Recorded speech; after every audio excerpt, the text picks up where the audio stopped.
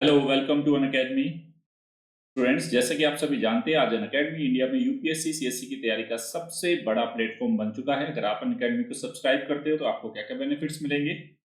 Daily live classes होगी जिसमें आप अपने एडुकेटर्स के साथ चैट कर सकते हैं, डिस्कशंस में एंगेज हो सकते हैं, अपने डाउट्स पूछ सकते हैं और आंसर कॉल्स की फैसिलिटी है।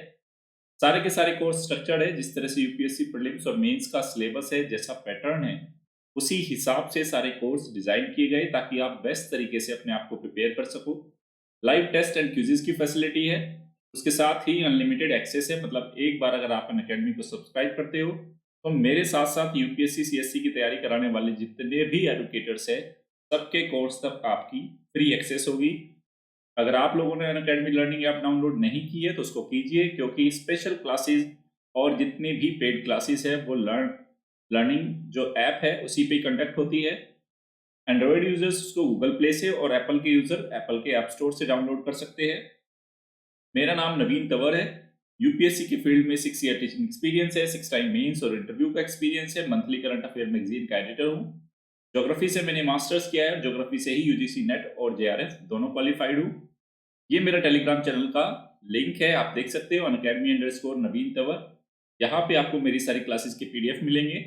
उसके साथ ही अगर आप अनअकैडमी पे मेरे कोर्सेज देखना चाहते हो तो अनअकैडमी.com पे जाके नवीन तंवर के नाम से मेरी प्रोफाइल को सर्च कीजिए और मुझे फॉलो करना शुरू कर दीजिए। मेरे साथ साथ अनअकैडमी पे आपको इंडिया के 100+ टॉप एजुकेटर्स से पढ़ने का मौका मिलेगा। कॉम्प्रिहेंसिवली पूरा सिलेबस डिजाइन किया गया है। Polity, governance, IR, geography, science tech, NCERT, history, optional courses आपके हुए environment, ecology, art and culture, current affairs, Indian economy, practice and strategy session और आंसर राइटिंग कोर्सेज, सबको कॉम्प्रिहेंसिवली कवर किया गया। अगर आप लोग अनअकैडमी को सब्सक्राइब करना चाहते हैं तो आपके पास दो ऑप्शन है, प्लस और आइकॉनिक। प्लस 1 मंथ से लेके स्टूडेंट्स 3 ईयर तक का आपके पास ऑप्शन है। 1 ईयर की जो फी है 49,500 है, 2 ईयर की 72,000 और 3 ईयर की है 90,000।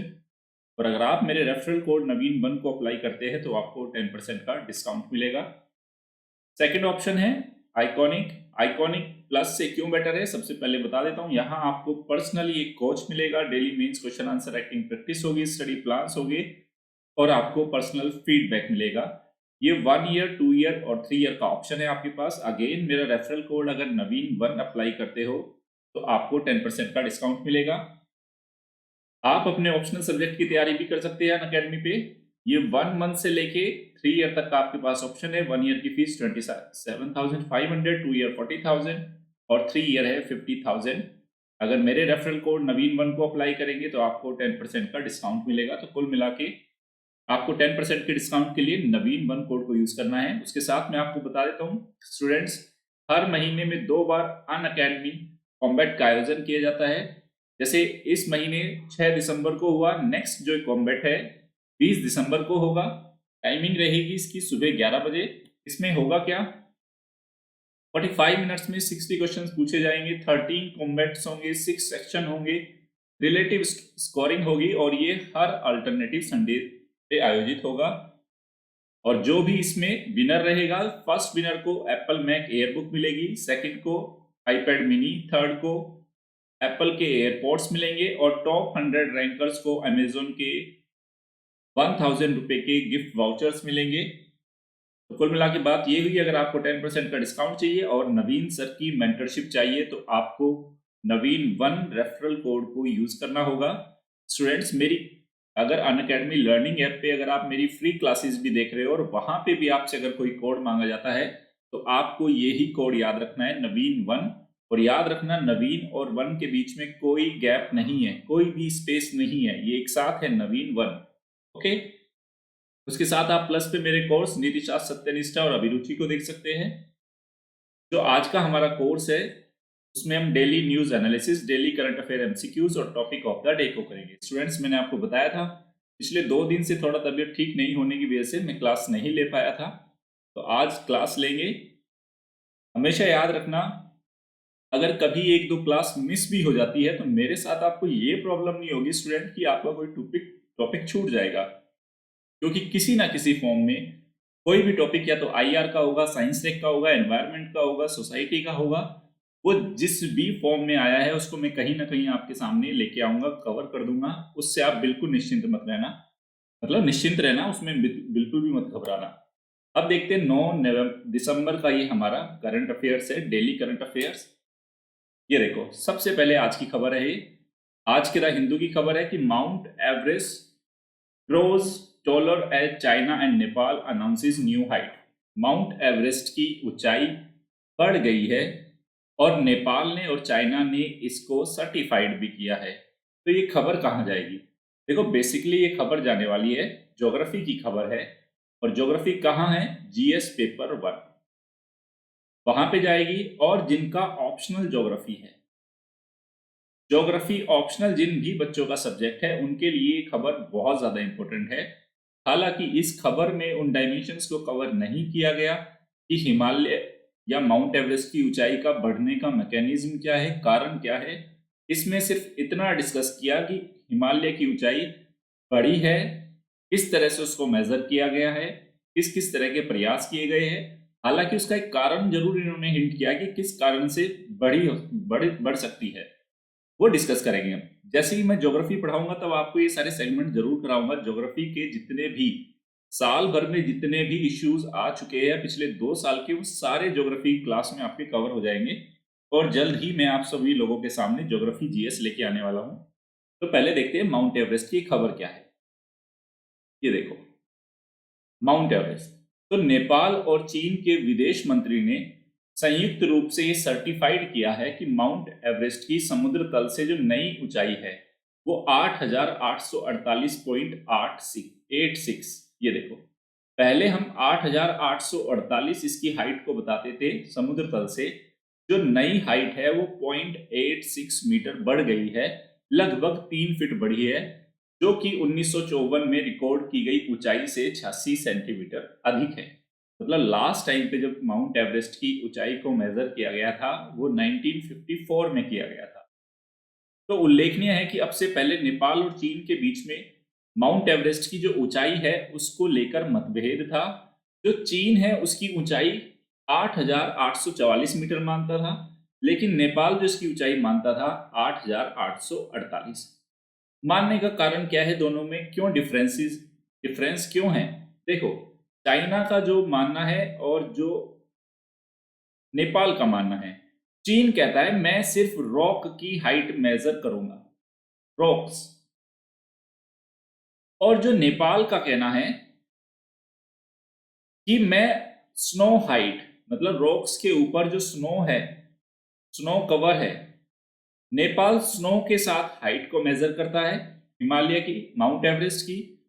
चाइना सिर्फ रॉक की हाइट को कवर करता है या मानता है। वो स्नो, जो स्नो कवर्ड है, भाई ये कोई चट्टान है, ये चट्टान है। ओके, अब चाइना कह रहा है मैं तो ये जितनी ऊंचाई है सिर्फ इसी को मानता हूं। नेपाल कह रहा है इस चट्टान के ऊपर जो ये आइस है मैं इसको भी कंसीडर करता हूं इसकी हाइट में। तो नेपाल मानता है इतनी और चाइना का मानना है इतनी, क्योंकि ये सिर्फ रॉक की हाइट है और नेपाल कहता है मैं स्नो हाइट के साथ उसको मेजर करूंगा। ये मुख्य अंतर था। लेकिन अभी जो रिसेंटली जो इसको सर्टिफाइड किया गया है, चाइना ने स्नो की हाइट को भी इसमें कंसीडर किया है। ओके, अब देखो, पूर्व में माउंट एवरेस्ट की ऊंचाई 8,848 मीटर थी, वो कैसे तय की गई थी? देखो, पूर्व में माउंट एवरेस्ट की ऊंचाई सर्वे ऑफ इंडिया मतलब भारत की मदद से 1954 में निर्धारित की गई थी, जिसमें जो एक ज्योग्राफी में जिन बच्चों का ऑप्शनल रहा, मतलब जिन बच्चों का सब्जेक्ट ग्रेजुएशन में या पोस्ट ग्रेजुएशन में रहा होगा, तब आपने थियोडोलाइट सर्वेक्षण जरूर किया होगा। तो थियोडोलाइट सर्वेक्षण और चेन सर्वेक्षण जैसे उपकरणों का इस्तेमाल किया गया था। बहुत पुराना टाइम था, आज तो टेक्निक्स बहुत ज्यादा बढ़ गई। अब तो सैटेलाइट डेटा का इस्तेमाल कर रहे हो आप, बहुत बहुत तरह तरह के आपके पास इक्विपमेंट्स आ गए। लेकिन तब सिर्फ सिंपल जो इक्विपमेंट्स थे, थियोडोलाइट और चेन, उससे उसको मेजर किया गया था। और माउंट एवरेस्ट की इस ऊंचाई को चीन को छोड़कर दुनिया के सारे देशों ने स्वीकार कर लिया था कि इसकी ऊंचाई 8,848 है। चाइना बोलता था नहीं, 8,844 है। क्यों? ये रॉक हाइट को मानता था और जो नेपाल और पूरी दुनिया थी वो स्नो हाइट को मानती थी। तो वर्ष 1999 में ऐसा नहीं है कि किसी और देश ने भी ट्राई नहीं किया, अमेरिका ने भी माउंट एवरेस्ट की ऊंचाई को मेजर किया था और बोला था इसकी ऊंचाई है 8,850। अब ये नया सर्वेक्षण कब किया गया और क्यों किया गया? देखो, 2005 में नेपाल में भूकंप आया था, आपको याद हो। उस विनाशकारी भूकंप के बाद नेपाल का जो सर्वेक्षण विभाग है वो माउंट एवरेस्ट की ऊंचाई को पुनः निर्धारित करने का विचार करने लगा, क्योंकि दुनिया भर के साइंटिस्ट ये कहने लगे थे कि इस क्या जो अर्थक्वेक आया है इसका हिमालय की हाइट से कोई लिंक है, तो इस तरह की स्टडी होनी चाहिए। तो नेपाल ने बोला ठीक है, स्टडी करते हैं। भारत सरकार ने फिर बोला चलो हम मदद करते हैं, नेपाल ने बोला नहीं, इस बार मैं खुद कर लूंगा। तो भूकंप के बाद वैज्ञानिकों के बीच में यह विवाद शुरू हो गया था, क्या भूकंप ने हिमालय की ऊंचाई को बढ़ाया है? फिर देखो, तो न्यूजीलैंड, जिसने हिमालय क्षेत्र को लेकर नेपाल के साथ एक समझौता है न्यूजीलैंड का, उसने इस नए सर्वेक्षण में जो 2015 के बाद नेपाल ने नया सर्वेक्षण किया उसमें नेपाल को तकनीकी सहायता दी और न्यूजीलैंड ने ही नेपाल ग्लोबल नेविगेशन सैटेलाइट से तकनीकी सहायता प्रदान की और साथ ही एक प्रशिक्षित टेक्नीशियन को भी नेपाल में भेजा था। तो इस बार जो ये स्टडी की गई है वो न्यूजीलैंड की मदद से की गई है। तो यहाँ नोट में एक इंफॉर्मेशन दी है कि चीन और नेपाल के बीच माउंट एवरेस्ट की ऊंचाई को लेकर प्रमुख विवाद इस बिंदु पर था, जो मैंने आपको बताया कि माउंट एवरेस्ट की ऊंचाई के लिए स्नो हाइट को आधार माना जाए। तो नेपाल ने किसको माना? स्नो हाइट को। और चीन ने किसको माना? रॉक हाइट को आधार बनाता था, इसलिए दोनों के बीच में ये मतभेद भी था। अब आपका एक होमवर्क है, एक होमवर्क ये है कि आप लोग जो प्लेट टेक्टोनिक थ्योरी है, प्लेट टेक्टोनिक थ्योरी है जो, उसको आप जरूर पढ़ें, वो आपकी एनसीईआरटी में है। और जो जिन बच्चों का ज्योग्राफी ऑप्शनल है वो जरूर सविंद्र सिंह से इसको जरूर पढ़ें। सविंद्र सिंह की जो फिजिकल ज्योग्राफी वाली बुक है वहां से एक बार इसको पढ़ लेना, तो कहीं ना कहीं प्लेट टेक्टोनिक के अंदर इसका जवाब मिलेगा आपको कि जो हिमालय है वो बना कैसे, वो फोल्डेड माउंटेन है तो फोल्डेड माउंटेन बनते कैसे है। ये होमवर्क है, ये आपको जरूर देखना है। आगे चलते हैं, ये काफी इंपॉर्टेंट है, ये वेरी इंपॉर्टेंट टॉपिक है स्टूडेंट। देखिए, supply of life saving medicine affected by make in India policy. ये देखिए, ये खबर है कि जो जीवन रक्षक दवाइयां है, बहुत सारी ऐसी बीमारियां हैं जिसकी दवाइयां है, उन दवाइयों की जो सप्लाई है वो मेक इन इंडिया की जो भारत की नीति है उससे प्रभावित हो रही है। ये न्यूज है। तो यहाँ पे जो टॉपिक जाएगा ये जनरल स्टडीज पेपर 2 क्योंकि नीतिगत मुद्दा है, general studies paper 3 make in India क्योंकि आपने सरकार की एक इकोनॉमिक पॉलिसी है कि हम भारत में विनिर्माण को बढ़ावा देने पे हम बल दे रहे हैं। तो जीएस पेपर 2 और 3 और जो इसका इम्पैक्ट आ रहा है वो जनरल स्टडीज पेपर 1 पे, समाज पे और जीएस पेपर 2 के सोशल जस्टिस पे भी आ रहा है। तो सोशल जस्टिस पॉलिसी नीतिगत मुद्दा है, ये एक इकोनॉमिक इश्यू है मेक इन इंडिया, और जनरल स्टडीज पेपर फर्स्ट में एक सोसाइटी का भी ये इश्यू बन के उभरा है।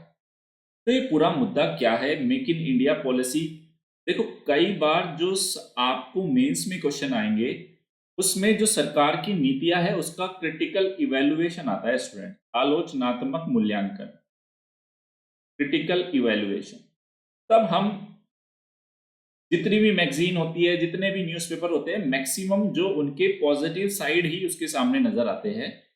तो बहुत ही कम ऐसे आर्टिकल होते हैं जिसमें उनके कुछ लूप होल्स को भी डिस्कस किया जाता है। तो ये मेक इन इंडिया के एक ऐसे टॉपिक को, एक ऐसे क्लोज को ये वाली न्यूज हाईलाइट करती है जिससे आपको पता चलेगा कि मेक इन इंडिया के अंदर ऐसी क्या कुछ ऐसे प्रावधान है जिससे कुछ सीमित या कुछ कुछ तरह की आपके सामने समस्याएं नजर आ रही है या सामना किया जा रहा है। देखते हैं मुद्दा क्या है। जीवन रक्षक दवाइयां और मेक इन इंडिया नीति। तो रेल मंत्रालय ने उद्योग संवर्धन और आंतरिक विभाग व्यापार विभाग है DPIIT, इस विभाग से मांग की है कि भारत से बाहर निर्मित होने वाले कुछ विशेष दवाओं जैसे कोविड-19 की मेडिसिन या वैक्सीन हुई या कैंसर दवाओं, इनके प्रोक्योरमेंट में कुछ छूट प्रदान की जाए। ये देखो देखो रेलवे के बहुत सारे एम्प्लॉइज है और उसकी बहुत सारी फैमिलीज है।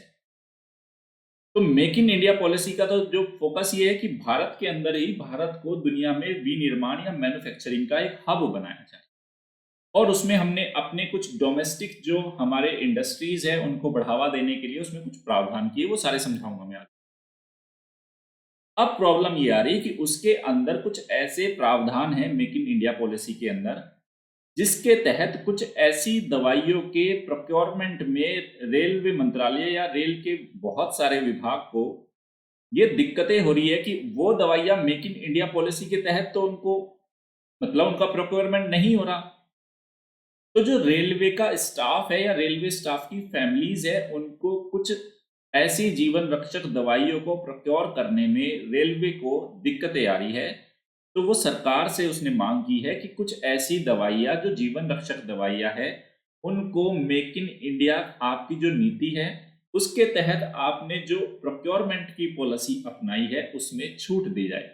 पूरा मुद्दा क्या है देखो, स्टेप बाय स्टेप क्लियर होगा। देखो, रेल मंत्रालय ने कहा कि जो नवीन मेक इन इंडिया नीति है उसमें कुछ दवाएं और कुछ सर्जिकल उपकरणों के अधिग्रहण में परेशानियों का सामना करना पड़ा।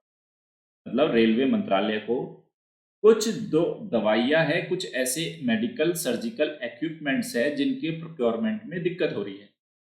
उल्लेखनीय है कि कैंसर के इलाज में इस्तेमाल होने वाली कुछ दवाइयां भारत से बाहर ही विनिर्मित होती है, लेकिन भारत में वो दवाएं किसी एजेंट या डीलर्स द्वारा उपलब्ध कराई जाती है। अब देखो मेक इन इंडिया तो क्या कह रहा है कि हर चीज को आप मैक्सिमम चीजों को इंडिया में प्रोडक्शन करने की कोशिश करो, मैन्युफैक्चरिंग करो, लेकिन कुछ ऐसी दवाइयां हैं जो इंडिया में जिनका मैन्युफैक्चरिंग होती ही नहीं है। वो कहाँ से आ रही है? बाहर से आ रही है, और वो जो दवाएं है किसी एजेंट्स के द्वारा या डीलर्स के द्वारा इंडियन मार्केट में सप्लाई की जा रही है।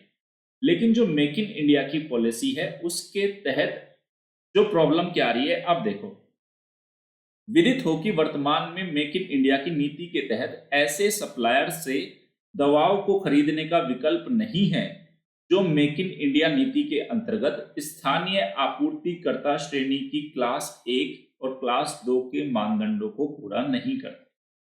कहने का मतलब यह है कि जब मेक इन इंडिया पॉलिसी आई तो सरकार ने बोला कि जितने सरकारी विभाग है या मंत्रालय है वो जब किसी भी वस्तु की या किसी भी सेवा की खरीद करेंगे, मतलब किसी भी वस्तु का इस्तेमाल करना चाह रहे हैं या सेवा का इस्तेमाल करना चाह रहे हैं कौन, कोई भी सरकारी विभाग या मंत्रालय, तो वो किसको प्राथमिकता देंगे?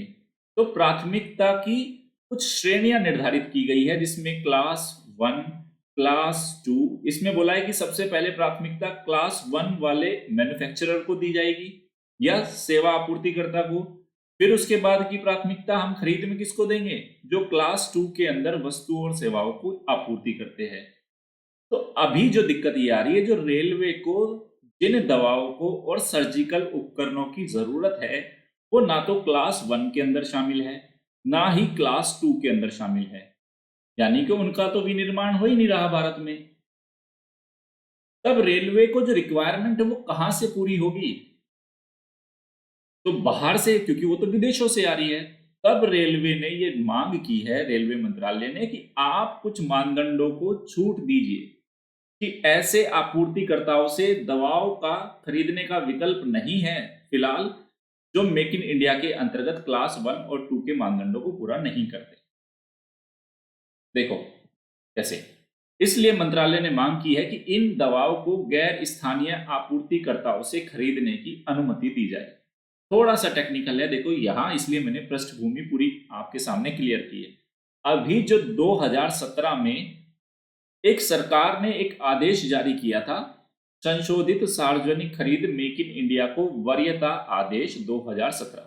देखो मेक इन इंडिया की पॉलिसी इसलिए लेके आई गई कि हम ज्यादा से ज्यादा डोमेस्टिक भारत में ही उत्पादित या विनिर्मित होने वाले प्रोडक्ट्स को बढ़ावा दें। तो 2017 का जो आदेश आया उसमें जितने भी वस्तुओं और सेवाओं के आपूर्ति करता है उनको 3 कैटेगरी में शामिल किया गया, क्लास 1, क्लास 2 और गैर स्थानीय आपूर्तिकर्ता। ये 3 कैटेगरी आई। मतलब सरकार का कोई भी विभाग अगर किसी वस्तु को, किसी सेवा को इस्तेमाल करना चाहता है तो 3 श्रेणियां निर्धारित की गई, क्लास 1, क्लास 2 और गैर स्थानीय आपूर्तिकर्ता, जिसके आधार पर उन वस्तुओं और सेवाओं की सरकारी खरीद में वरीयता मिलेगी। फॉर एग्जाम्पल बताता हूं मैं, भाई रेलवे है, रेलवे को एक्स, वाई और जेड इन प्रोडक्ट्स की जरूरत है और इन प्रोडक्ट्स को क्या किया गया, बहुत सारी कैटेगरी बना दी गई कि जब रेलवे इन प्रोडक्ट्स को खरीदेगा या तो क्लास 1, क्लास 2 और तीसरी क्या कैटेगरी है, गैर स्थानीय आपूर्तिकर्ता, नॉन लोकल सप्लायर्स। तो सरकार ने नीति बनाई कि रेलवे को जब भी किसी एक्स वाई जेड की इस प्रोडक्ट्स की या सेवा की जरूरत होगी तो सबसे पहले इसको वरीयता देनी पड़ेगी खरीदने के लिए क्लास 1 के अंदर जो भी सप्लायर है उससे, फिर हम देंगे वरीयता क्लास 2 को और सबसे बाद में वरीयता दी जाएगी नॉन लोकल सप्लायर्स को। अभी जो दिक्कत हो रही है, जो कैंसर वाली दवाई है या कुछ सर्जिकल इक्विपमेंट्स है, ना तो वो इस कैटेगरी में आ रहे ना ही इसमें आ रहे, वो आ रहे हैं इसमें। तो उसने मांग की है कि आप हमें अनुमति दो कि हम इन नॉन लोकल सप्लायर से उनको प्राप्त कर सके। अब आपके मन में प्रश्न आया होगा, तो ये क्लास 1 के अंदर कौन से सप्लायर्स है? तो देखो, तो सभी सरकारी खरीद में क्लास 1 के स्थानीय आपूर्तिकर्ताओं को सबसे ज्यादा प्रेफरेंस देने की बात की गई है, क्योंकि इस क्लास 1 के अंदर वो सारे सप्लायर्स हैं जो उन वस्तुओं और सेवाओं के घरेलू मूल्य संवर्धन जो 50% या उससे अधिक है। अब क्या हुआ, ये वैल्यू एडिशन है क्या? वैल्यू एडिशन क्या होता है? जैसे मैंने कहा, मैं आपको एक एग्जांपल देता हूं, बेकिंग इंडस्ट्री। बेकिंग इंडस्ट्री का एग्जांपल देता हूं। भाई बेकिंग इंडस्ट्री होती क्या है? आपके पास आटा है, आटा मैदा, उसको आपने किस में कन्वर्ट किया? बाद में केक में कन्वर्ट कर रहे हो आप, उसको किस में? पेस्ट्रीज में कन्वर्ट कर रहे हो आप, उसको बिस्किट्स में कन्वर्ट कर रहे हो। यानी कि वैल्यू एडिशन की, उस आटे को, मैदे को वैल्यू ऐड करके आपने किस में कन्वर्ट किया? केक में, पेस्ट्री में, बिस्किट्स में। तो ये यही कह रहा है कि क्लास 1 के अंदर ऐसी इंडस्ट्रीज को रखा जाएगा या ऐसे सप्लायर्स को रखा जाएगा जिनका वैल्यू एडिशन उस प्रोडक्ट में 50% से या उससे ज्यादा हो। मतलब वो जब फाइनल अपने शेप में आएगा वो प्रोडक्ट या सर्विस, तो 50% से ज्यादा उसके अंदर वैल्यू एडिशन भारत में ही हुआ हो। तो पहली वरीयता इसको। दूसरी वरीयता दी जाएगी क्लास 2 के सप्लायर्स को, यानी कि उन्होंने उस फाइनल प्रोडक्ट या सर्विस के फाइनल फॉर्म लेने से पहले 20% से ज्यादा लेकिन 50% से कम वैल्यू एडिशन किया। ये सेकंड हो गया। और जो संशोधित आदेश है उसके अनुसार फिर उसने डिफाइन किया कि स्थानीय आपूर्तिकर्ता कौन है। तो ऐसे आपूर्तिकर्ता या सेवा देने वाले जिनके समान सेवाओं या कार्यों में डोमेस्टिक कंटेंट यानी कि स्थानीय सामग्री 50% या उससे अधिक हुई, यानी कि भारत में ही उत्पादित होने वाली कोई वस्तु, सामग्री, सेवा का इस्तेमाल किया, कितने परसेंट से ज्यादा? 50% से ज्यादा। ये देखो, इसको बोलेंगे स्थानीय आपूर्तिकर्ता। वो भी किस श्रेणी का? क्लास 1 का। और क्लास 2 का कौन सा होगा? जो 20% से लेके 50% तक भारतीय सामग्री का ही इस्तेमाल कर रहा है, उसको डालेंगे हम क्लास 2 के अंदर। और नॉन लोकल सप्लायर क्या होगा? जो इन दोनों कैटेगरी से बाहर है, क्लास 1 और क्लास 2। अब प्रॉब्लम ये हो रही है कि जो दवाएं रेलवे को रिक्वायर्ड है वो ना तो क्लास 1 के अंदर आ रही ना क्लास 2 के अंदर आ रही, वो आ रही है नॉन लोकल सप्लायर, क्योंकि वो तो बाहर से ही बन के आ रही है। तो रेलवे की मांग है कि हमें छूट दो उन दवाओं को एक्वायर करने में, प्रोक्योर करने में। ये पूरा मुद्दा है। उम्मीद कर रहा हूं अच्छे से समझ में आया होगा आपको। नहीं आया होगा तो दोबारा से सुनना, इसको थोड़ा और क्लियर हो जाएगा। नेक्स्ट चलते हैं। अगली खबर है, ये जनरल स्टडीज पेपर 2 में जाएगी। पेपर 2 में भी ये IR की खबर है, general studies paper 2 IR। Modi ji कह रहे हैं कि सार्क को जरूरी है एक टेरर फ्री वातावरण की मिलियो। देखो, अभी सार्क की जो चार्टर है उसके 36वें चार्टर की मतलब वर्षगांठ है, उस पे प्रधानमंत्री नरेंद्र मोदी जी ने अपने कुछ विचार व्यक्त किए हैं। किस पे? सार्क पे। देखो, सार्क पिछले काफी सालों से इनएक्टिव है। इसके इनएक्टिव होने का कारण है भारत, और सबसे बड़ा कारण है भारत और पाकिस्तान इसके मेंबर है, और दोनों देशों के आपसी संबंध कटु है, जिसके चलते सार्क को जिस तरीके से काम करना चाहिए था ये उस तरीके से काम नहीं कर रहा।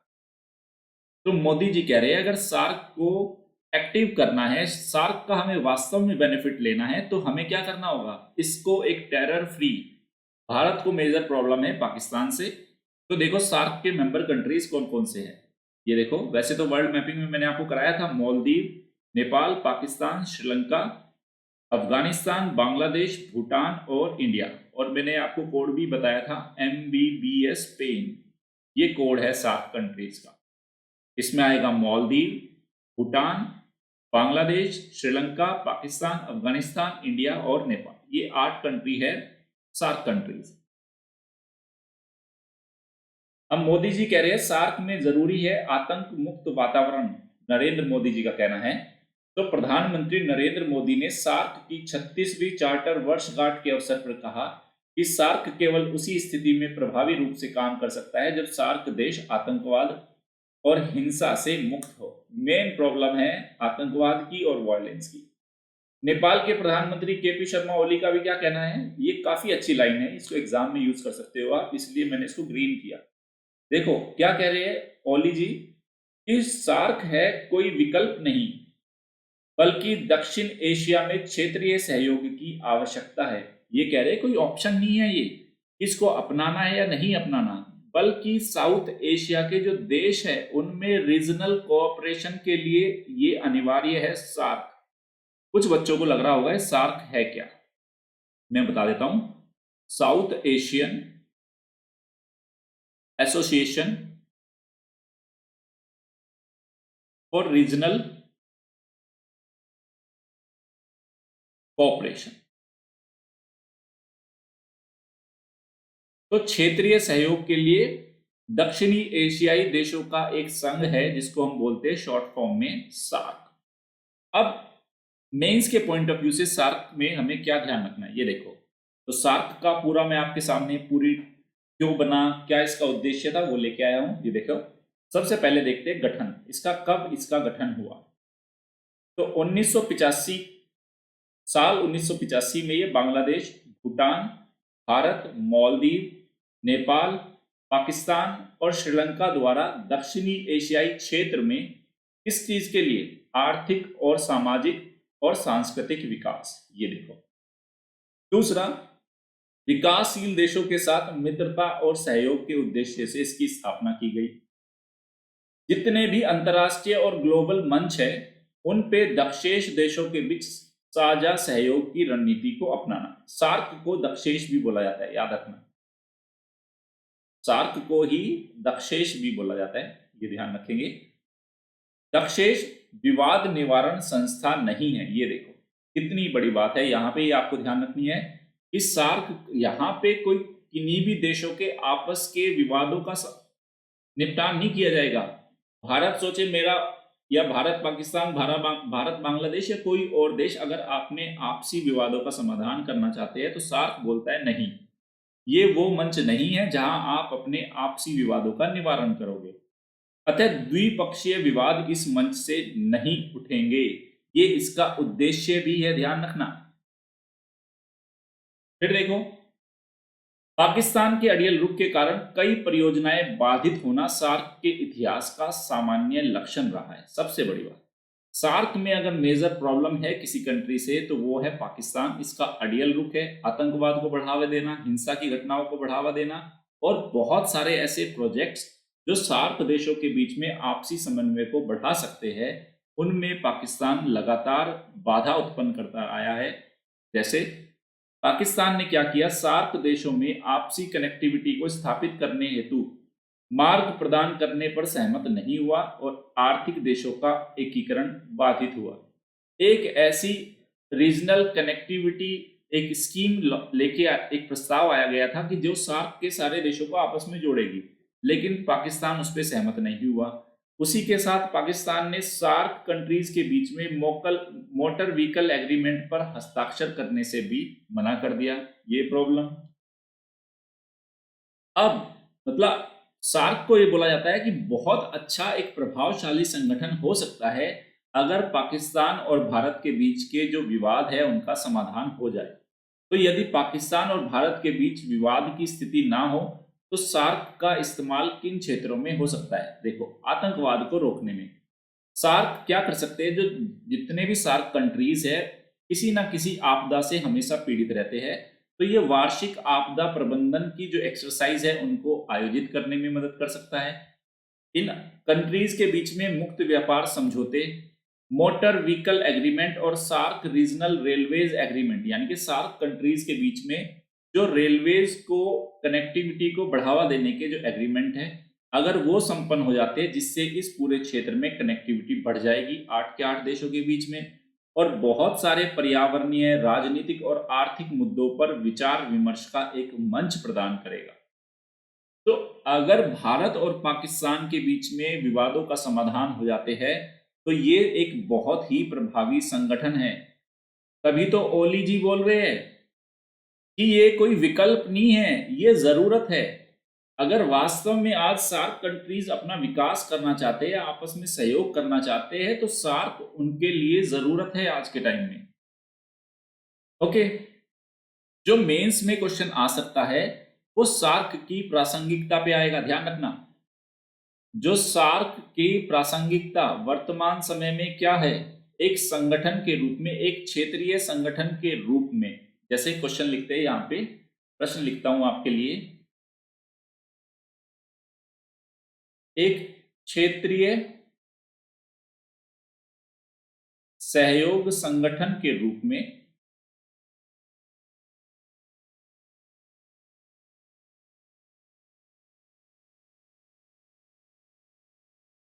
सार्क के उद्देश्यों को स्पष्ट करते हुए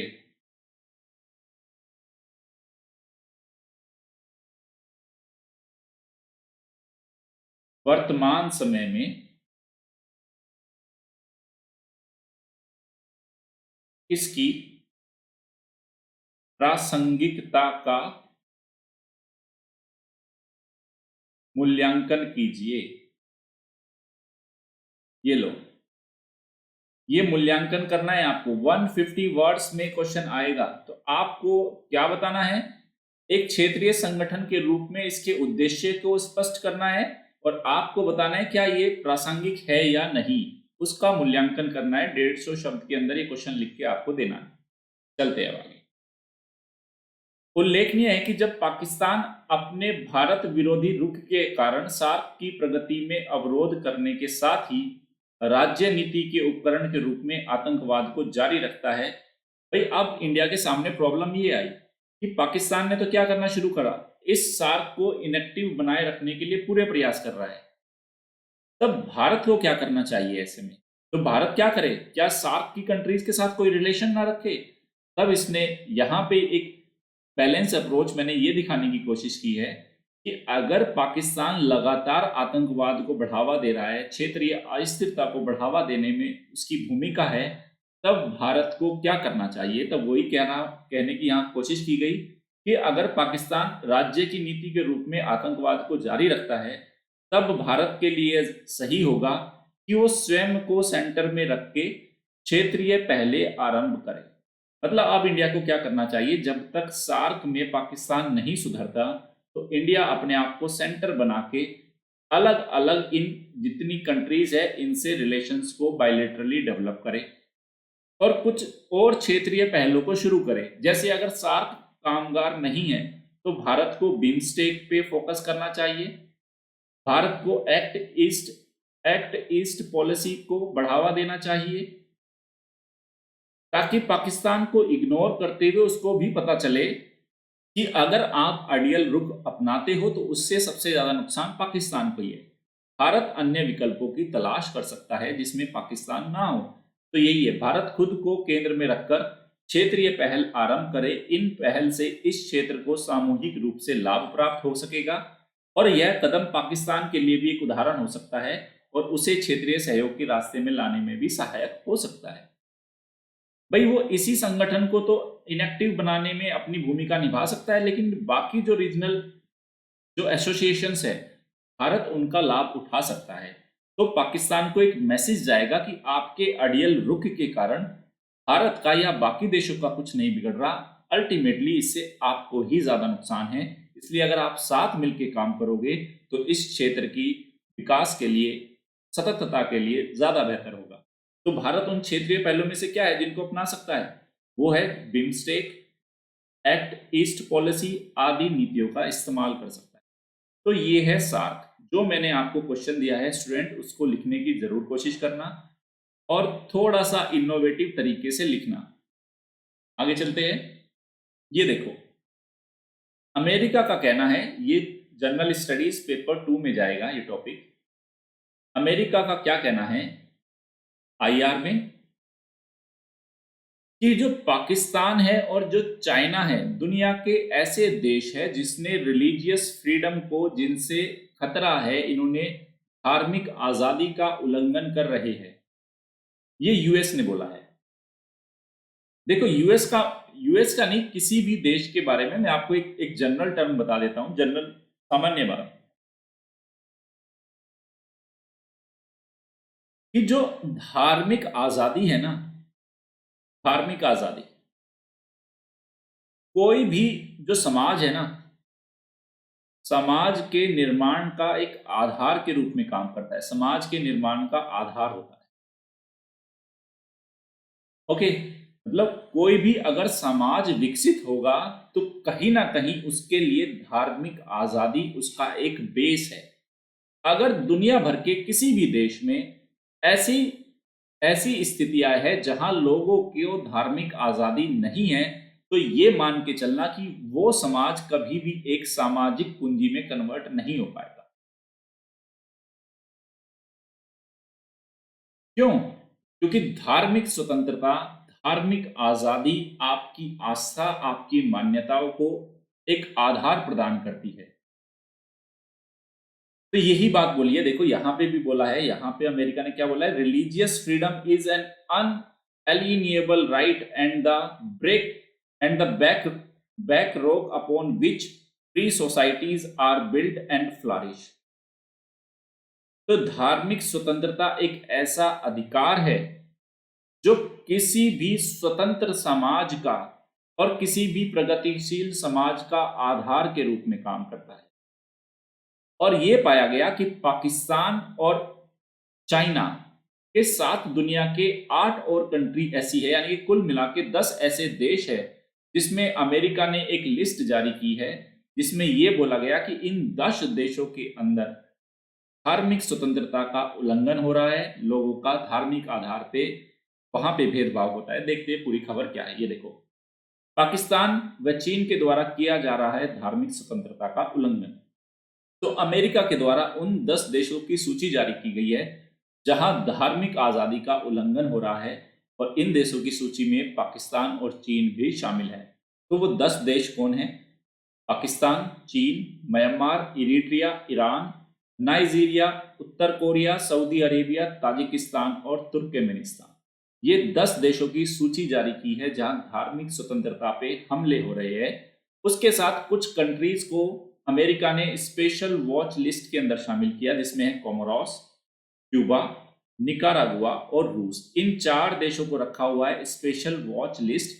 इन पे निगरानी रखी गई है कि क्या इन देशों में भी ऐसी संभावनाएं, ऐसे संकेत मिल रहे हैं कि यहाँ पे भी लोगों की धार्मिक स्वतंत्रता, आजादी का उल्लंघन हो रहा है। तो क्योंकि इन देशों की, यूएस का क्या मानना है, अमेरिका का, कि ये जो स्पेशल वॉच लिस्ट में या इनको जो 10 देशों को धार्मिक स्वतंत्रता का उल्लंघन करने वाले देशों की सूची में रखा क्यों गया? क्योंकि इन देशों की सरकारों के द्वारा धार्मिक स्वतंत्रता के उल्लंघन के प्रति सहिष्णुता अपनाया जा रहा है। मतलब आपके देश में, चीन के अंदर, पाकिस्तान के अंदर, ईरान के अंदर धार्मिक स्वतंत्रता का उल्लंघन हो रहा है और सरकारें चुपचाप बैठी है। तो एक तो सरकारों को सहिष्णु पाया गया और खुद सरकारों को इन्वॉल्व पाया गया धार्मिक सहिष्णुता या धार्मिक आजादी के उल्लंघन में। ये बात है इसमें। ओके, अब यूएसए ने जो चिंता के कारण बताए, कुछ ऐसे संगठन, संस्थाएं हैं, संघ है जिनसे धार्मिक स्वतंत्रता को खतरा है या जो चुनौती के रूप में है। उसमें नाम दिए हैं अल शबाब, अल कायदा, बोको हरम, ये नाम याद होगा, मैंने नाइजीरिया के लिए भी आपको बताया था ये, हयात तहरीर अल शाम, हाउती, आईएसआईएस, आईएसआईएस का सहारा वाला विंग, आईएसआईएस वेस्ट अफ्रीका, जमात नश्र अल इस्लाम वाला, मुस्लिमीन और तालिबान को विशेष रूप से चिंता का विषय बताया है। ये दुनिया के समक्ष धार्मिक स्वतंत्रता के ऊपर जो सबसे बड़ा प्रहार करने वाले या उसका उल्लंघन करने वाले कुछ संगठन है। नाम याद रखना आप इनके। ओके, आगे चलते हैं। ये देखो, ये काफी इंपॉर्टेंट है, ये वेरी इंपॉर्टेंट है आपके पीटी के लिए और मेंस के लिए। जाएगा कहां पे? जनरल स्टडीज पेपर 2 और general studies paper 3। Paper 2 policy governance का इशू और पेपर 3 इकोनॉमिक इशू है। मुद्दा क्या है? जो भारत की टेलीकॉम कंपनियां हैं वो कह रही है भारत में जल्द से जल्द 5G के लिए नीति के लेके आए। 5G की 5th जनरेशन जो कम्युनिकेशन है उसके लिए नीतियां बनाए सरकार, उसके ऊपर ये खबर है। फिर मोदी जी भी कह रहे हैं कि जितने भी स्टेक होल्डर्स हैं उनको मिलके काम करना होगा 5G की जो हम पॉलिसी लेके आएंगे या उसको रोल आउट करेंगे उसमें। तो ये 5G आप जानते हो, 2G, 3G, 4G और 5G, तो ये जनरेशन है मोबाइल कम्युनिकेशन की। और आपका एक होमवर्क है कि 2G, 3G, 4G और 5G में अंतर क्या है। इस अंतर को आप लिख के बताओगे या लिख के नोट रख लेना स्टूडेंट कि 2G में क्या बेनिफिट्स, क्या सर्विसेज होती थी, 3G में क्या नया आया, 4G में क्या आया और 5G में क्या आया। देखते हैं। तो टेलीकॉम उद्योगों ने की 5G नीति की मांग। देखो, तो टेलीकॉम उद्योगों के द्वारा केंद्र सरकार से मांग की गई है कि शीघ्र ही सरकार द्वारा 5G तकनीक के मानदंडों को और फ्रेमवर्क को निर्धारित किया जाए जिससे कि डिजिटल इंडिया इनिशिएटिव की सफलता को सुनिश्चित किया जा सके। भाई हमने डिजिटल इंडिया मिशन भी तो लॉन्च किया, उसके बारे में भी मैंने आपको एक दिन बता दिया। तो इन्होंने जितने भी टेलीकॉम सेक्टर की इंडस्ट्रीज हैं उन्होंने सरकार से मांग की कि जल्द से जल्द 5G का इंडिया में क्या फ्रेमवर्क होगा, क्या स्टैंडर्ड्स होंगे, क्या मानदंड होंगे, उसके ऊपर आप एक नीति लेके आइए। रिलायंस ने भी क्या बोला है इसमें, रिलायंस जियो ने, कि वर्ष 2021 के अंत तक वे 5G सेवाओं को शुरू कर देगा जिसमें वो क्या करेगा, स्थानीय रूप से विकसित नेटवर्क का, हार्डवेयर का और जो टेक्निकल कंपोनेंट्स है उनका इस्तेमाल करेगा। तो उसमें एक लीड में भी रहेगा। तो टेलीकॉम कंपनियों के जो रिप्रेजेंटेटिव्स है उनका कहना है कि यदि भारत के 5G के लिए स्वयं के मानकों को तय करता है तो इससे कुछ जोखिम उत्पन्न हो सकते हैं और वह यह है कि भारत 5G के वैश्विक इकोसिस्टम से बाहर हो जाएगा और जो भारत में 5G के क्षेत्र में नवाचार की गति धीमी हो जाएगी। देखो प्रॉब्लम क्या है, अगर आपको याद होगा पहले GSM और CDM में ये दो तरह की जो टेक्नोलॉजी थी जिसके जरिए आप मोबाइल कम्युनिकेशन को यूज करते थे। बताया जाता था कि CDMA की क्वालिटी ज्यादा अच्छी है और GSM की क्वालिटी थोड़ा उससे कंपैरेटिवली कम है। लेकिन फिर भी दुनिया भर ने, क्योंकि दुनिया के सारे देशों ने GSM को अपनाया तो CDMA क्या हो गई, ये धीरे धीरे आउट हो गई और ये टेक्नोलॉजी बनी रही। इसी तरीके से जो भारत के अंदर जो टेलीकॉम कंपनी के रिप्रेजेंटेटिव्स है उनका ये कहना है कि भारत सरकार किसी भी एक ऐसे मानदंडों को या नीतियों को ना लेके आए 5G के ऊपर जो विश्व के मानदंडों और नीतियों से अलग हो, क्योंकि आज के टाइम पे पूरा एक ग्लोबल इकोसिस्टम बन गया है वाणिज्य का, व्यवसाय का।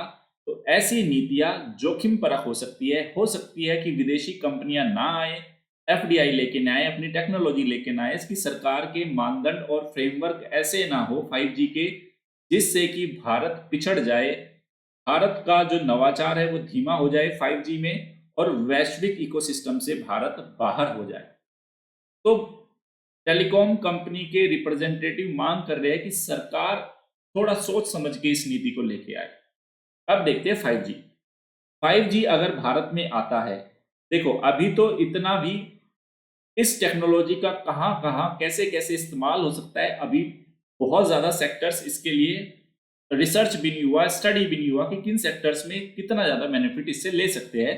लेकिन अभी तक जितना कहा जा रहा है कि अगर 5G आता है तो उसका सबसे ज्यादा लाभ किन किन सेक्टर्स को मिलेगा, ये देखो, विनिर्माण क्षेत्र को, रिटेल इंडस्ट्रीज को, और जितना भी ऑटोमेटिव सेक्टर है जहां पे मशीन रोबोट्स काम करेंगे वहां सबसे ज्यादा बेनिफिट होगा, मैन्युफैक्चरिंग में, रिटेल में और ऑटोमेटिव सेक्टर्स में।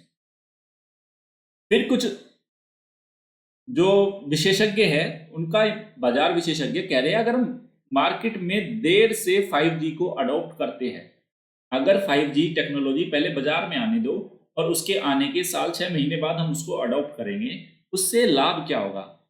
उससे लाभ क्या होगा? एक तो बेहतर विकसित व्यावसायिक माहौल पैदा हो जाएगा कि 5G कैसे इस्तेमाल होगी, कहाँ होगी, किस तरह की नीतियां होगी, किस तरह के मानदंड होंगे। तो शुरुआत में अगर आप कूद गए उस मार्केट में तो हो सकता है कि आप उसका जो एक प्रॉपरली जो डेवलप्ड फॉर्म है 5G की, और वो कैसे बेनिफिट करेगा, क्या उसका पूरा इकोसिस्टम होगा, उसका आप बेनिफिट ही ना उठा पाओ।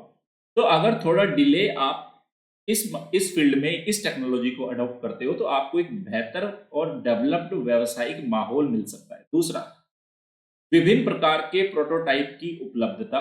अभी तो क्या है, बहुत सारा, जैसे रिलायंस बोल रहा है मैं खुद के हार्डवेयर बना लूंगा, खुद के डिजाइन कर लूंगा 5G के लिए, तो बहुत सारे प्रोटोटाइप आ जाएंगे। अगर आपने थोड़ा वेट कर लिया तो हमें पता चल जाएगा कि 5G के कौन कौन से इक्विपमेंट है, कौन कौन से हार्डवेयर होंगे, किस तरह के प्रोटोटाइप की रिक्वायरमेंट होगी, उनकी मार्केट में अवेलेबिलिटी हो जाएगी।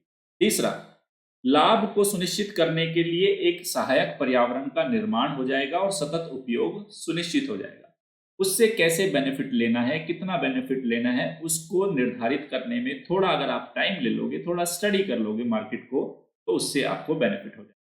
तो अगर उसको थोड़ा लेट से अडॉप्ट करते हैं तो ये बेनिफिट होंगे।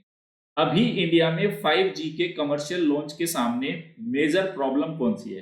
पहली बात तो इसका स्पेक्ट्रम का जो प्राइस है, वैल्यू है, वो बहुत ज्यादा। दूसरा, इंडिया में आपके पास जो 5G की इंफ्रास्ट्रक्चर है उसमें आपको बड़ी मात्रा में निवेश की जरूरत होगी, दूसरी बाधा है। तीसरा, सरकार की बहुत सारी जो रेगुलेटरी पॉलिसीज आएगी वो कैसी आएगी, सरकार क्या करेगी, वो एक चुनौती रहेगी उसमें। और चौथा, अभी कोविड-19 ने स्थितियों को और ज्यादा कॉम्प्लेक्स कर दिया है, तो ये मेजर चुनौतियां हैं जिसके चलते 5G के कमर्शियल लॉन्च में बाधाएं होंगी। ये मेंस के पॉइंट ऑफ व्यू से कुछ ऐसे पॉइंट्स है student, mains point of view से, जो आपको हेल्प करेंगे आने वाले कुछ दिनों में। अब आप देखना, मैं आज ही आपको बता रहा हूं, आने वाले 15 दिन में, महीने के अंदर इतने सारे डिस्कशंस, इतने सब कुछ हम डिस्कस करेंगे 5G टेक्नोलॉजी के ऊपर। ये पूरी टेक्नोलॉजी के जितने भी डायमेंशंस है आपको आने वाले 15-20 दिन में सारे क्लियर हो जाएंगे। ओके, वेट एंड वॉच करना, क्योंकि कुछ ऐसे इश्यूज, ऐसे टॉपिक होते हैं जब एक बार आने शुरू हो जाते हैं ना न्यूज़पेपर में, तो फिर बार बार बार बार बार बार वो आते ही रहते हैं। और ये काफी इंपॉर्टेंट रहेगा, मैं इसलिए भी कह रहा हूँ, वेरी इंपॉर्टेंट है 5G टेक्नोलॉजी, बहुत ज्यादा इंपॉर्टेंट। आगे चलते हैं। आगे बढ़ने से पहले मैं आपको बता देता हूं कि अनअकैडमी में स्पेशल क्लासेस पे कंप्लीट कोर्स है मेरा, एथिक्स के स्टडीज, वो कोर्स कंप्लीट हो चुका है, 6 लेक्चर्स अवेलेबल है, आप उसको देखिए, बेनिफिट होइए। चाहे आप 2020 की तैयारी कर रहे हो, 21 की, 22 की या 23 की, हर साल, मतलब जो भी बच्चा तैयारी करेगा जिस साल को टारगेट करके, उसके लिए बहुत ज्यादा जरूरी है। तो मात्र 6 कक्षाओं में 120 अंकों की तैयारी कराई गई है। करना क्या है, सिर्फ आपको अनअकैडमी लर्निंग ऐप को डाउनलोड करना है, उस पे जाके नवीन तंवर सर को सर्च करना है, फॉलो करना है, और मेरी क्लासेस आपको मिल जाएगी। उसके साथ ही जो मेरा टेलीग्राम चैनल का लिंक है, उस पे सारी की सारी वीडियोस का एक कंपाइल्ड लिंक मैंने डाला हुआ है, तो जो बच्चे तैयार करना चाहते हैं एक साथ एक एक करके उन सारी वीडियोस को देख सकते हैं। दूसरा, एक कंप्लीट कोर्स अवेलेबल है अनअकैडमी स्पेशल क्लास पे ही मेरा, वर्ल्ड और इंडिया मैपिंग के ऊपर। तो ये भी कोर्स कंप्लीट हो चुका है, आप इससे देखिए, बेनिफिट होइए। मैपिंग में हमेशा ही बोलता हूँ ज्योग्राफी के लिए और आईआर की समझ के लिए, जिस हिसाब से मैंने मैपिंग कराई है दोनों को समझने में बहुत मदद करेगी। मेरे जो आने वाले कोर्सेज हैं, आंतरिक सुरक्षा, आपदा प्रबंधन, कृषि, लोक नीति, अवसंरचना, ऊर्जा, सुशासन, पर्यावरण, सामाजिक सुरक्षा, भारतीय समाज संबंधित मुद्दे और ज्योग्राफी। देखो स्टूडेंट, ये जितने सारे टॉपिक है, ये सारे के सारे टॉपिक अपने आप में बहुत ज्यादा इंपॉर्टेंट है। और ये वो टॉपिक है मार्केट में आपके पास, इन पे जितना भी कंटेंट और मटेरियल है ना, वो सब बिखरा हुआ है। मतलब आप पढ़ोगे ना, पढ़ने के बावजूद भी आपको सेटिस्फेक्शन नहीं मिलेगा, सेटिस्फेक्शन नहीं मिलने वाला कि यार हाँ ये मेरा तैयार हो गया। और ये बहुत ही बिखरा हुआ है। कोई आप कहीं से एआरसी की रिपोर्ट उठाओगे, कहीं से कोई मैगजीन, कोई स्पेशल इश्यूज निकाल के लेके आओगे, लेकिन तब भी मैं आपको भरोसा दिलाता हूं आपका वो टॉपिक कंप्लीट नहीं होगा। जिस तरह से मैंने आपको एथिक्स का लगभग एक पूरा स्ट्रक्चर खींच के दिया है ना, समझाया है कि एथिक्स वास्तव में क्या है, जैसे जैसे मेरे ये कोर्सेज आने शुरू हो जाएंगे ना, आपको पता चलेगा वास्तव में एग्रीकल्चर को किस तरह से पढ़ना था, वास्तव में सुशासन को किस तरह से पढ़ना था, एनर्जी इंफ्रास्ट्रक्चर को किस तरह से पढ़ना है, सोशल सिक्योरिटी को किस तरह से पढ़ना है, डिजास्टर मैनेजमेंट को किस तरह से पढ़ेंगे, आंतरिक सुरक्षा को लेके हमारी अप्रोच क्या होगी, बिल्कुल यूनिक होने वाली है। जैसा कि अभी आप एसए में भी देख चुके होंगे। तो मेरे जो जो कोर्सेज आते रहेंगे स्टूडेंट, वो वास्तव में यूनिक होंगे, अपने आप में इतना वो इन डेप्थ एनालिसिस होगा उन मुद्दों में जो किताबों के दायरे से बाहर है। किसी भी किताबों में आपको उतने डायमेंशंस नहीं मिलेंगे, तो वेट करते रहिए, लगातार मुझे फॉलो करते रहिए, सारे टॉपिक आप मेरे साथ ही करोगे। निबंध लेखन पे जैसे कि आप जान रहे हैं, ऑलरेडी स्पेशल क्लासेस चल रही है अनअकैडमी पे। तो ये 7 से 12 दिसंबर के बीच क्लासेस है, ऑलरेडी 2 क्लास हो चुकी है, आज तीसरी क्लास है। तो रात 9:30 बजे लगातार, याद रखना 7 दिसंबर से लेके और 12 दिसंबर तक रात के 9:30 बजे लगातार चलती रहेगी क्लासेस। मैं आप सभी को रिकमेंड करता हूं ये क्लासेस लाइव ही देखना। लाइव देखने के क्या बेनिफिट होंगे आपको, देखो लाइव सेशन में बहुत सारे बच्चों के एसए को लेके बहुत सारे डाउट्स होते हैं, तो वो लाइव पूछते हैं, तो मैं इनको लाइव ही रिप्लाई करता हूं, ताकि उनकी बहुत सारे डाउट्स साथ के साथ क्लियर हो जाते हैं। अब वो बाद में रिकॉर्डेड फॉर्म में अगर आप देखते हो, तो आपके मन में बहुत सारे क्वेश्चन ऐसे रह जाएंगे एसए को लेके जिनका समाधान ही नहीं होगा। तो इसलिए आप सभी को रिकमेंड करता हूं कि आप सभी उस सेशन को लाइव ही आके देखें। रिकॉर्डेड देखोगे बेनिफिट होगा, लाइव में आपके मन में 10 क्वेश्चन पैदा होंगे, 10 क्वेश्चन मुझसे पूछना, मैं लाइव ही आपको जवाब दूंगा। ओके, तो आज रात 9:30 बजे जरूर आना आप सभी लोग। तो ये सेशन मैंने बताया था, जैसे 7 दिसंबर से लेके ये 12 दिसंबर तक ये 6 लेक्चर है हमारे, 1 2 3 4 5 और 6। उसके साथ ही एक बहुत ही शानदार सेशन मैं आपके सामने लेके आने वाला हूं।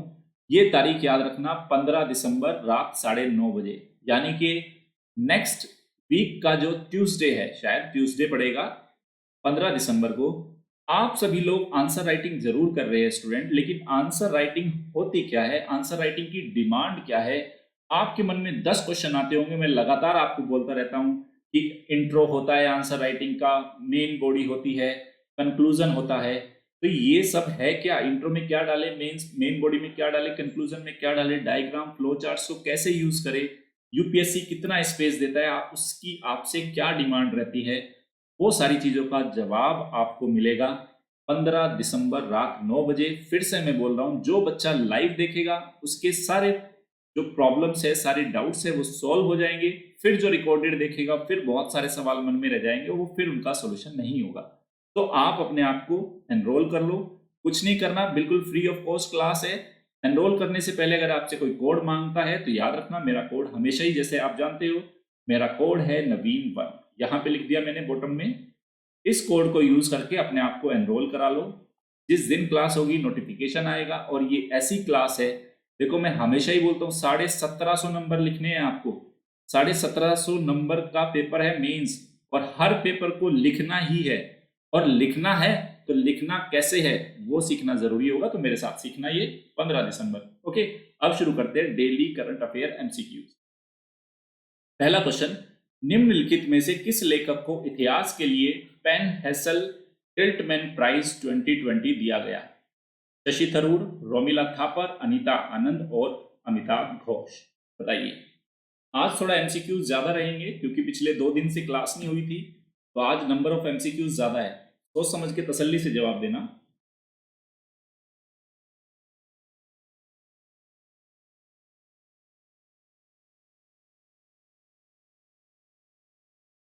और इस प्रश्न का सही उत्तर है अनीता आनंद। नेक्स्ट क्वेश्चन चलते हैं। हाल ही में पोत परिवहन और जल मार्ग मंत्रालय द्वारा रामायण क्रूज सेवा को शुरू करने की घोषणा की गई है। यह सेवा निम्नलिखित में से किस नदी पर चालू की जाएगी? गंगा नदी, सरयू नदी, गोमती नदी और रामगंगा नदी। बताइए। Ramayana cruise service.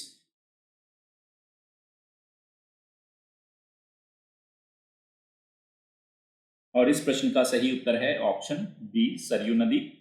तीसरा क्वेश्चन देखते हैं। हाल ही में चर्चित केयर्न्स ग्रुप ने निम्नलिखित में से किन देशों का एक संगठन है? केयर्न्स ग्रुप यूरेनियम निर्यातक देशों का समूह, पेट्रोलियम निर्यातक देशों का समूह, कृषि निर्यातक देशों का समूह और हीरा निर्यातक देशों का समूह। Cairns group.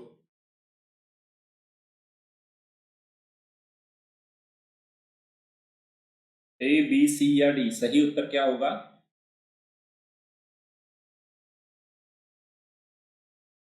और इस प्रश्न का सही उत्तर है कृषि निर्यातक देशों का समूह है ये केयर्न्स ग्रुप। याद हो, भारत के जो जो एग्रीकल्चर ये जो फॉर्म बिल थे उसके ऊपर जो कनाडा के जो प्राइम मिनिस्टर है उन्होंने कमेंट किया था, तो उसी के संदर्भ में ये उस टाइम भी केयर्न्स ग्रुप चर्चा में आया था। तो कृषि निर्यातक देशों का एक समूह है। नेक्स्ट है। नए संसद भवन के निर्माण हेतु केंद्र सरकार के सेंट्रल विस्टा जो परियोजना है लगातार काफी दिनों से चर्चा में बनी हुई है। इसके अंतर्गत जो भवन का डिजाइन है उसका लाइबिलिटी किस कंपनी को सौंपी गई है? एचसीबी कंपनी, लोक निर्माण विभाग, IIT Bombay, Larsen and turbo. कौन सी कंपनी उसका डिजाइन कर रही है? बताइए।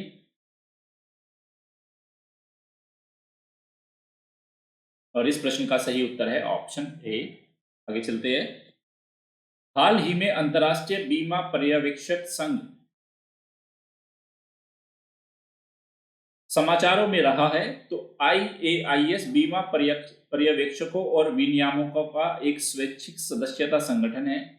सेकंड, भारत का बीमा विनियामक और विकास प्राधिकरण वर्तमान में इसके सदस्य है। तीसरा, यह वैश्विक वित्तीय स्थिरता के रखरखाव में योगदान और पॉलिसी होल्डर्स की सुरक्षा के हेतु एक स्थिर बीमा बाजार विकसित करता है। अब आपको बताना है कौन सा कथन सही है अंतर्राष्ट्रीय बीमा पर्यवेक्षक संघ के बारे में।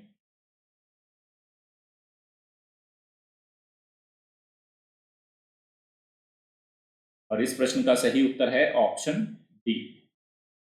आगे चलते हैं। निम्नलिखित में से किस देश द्वारा पहली बार कृत्रिम सूर्य आर्टिफिशियल सन परमाणु फ्यूजन रिएक्टर की सफलतापूर्वक संचालित किया है? बताइए। बहुत आसान है, पढ़ाया भी था मैंने। यूएसए, इजराइल, भारत और चीन। किस देश का है ये आर्टिफिशियल सन? मैंने बताया था आपको।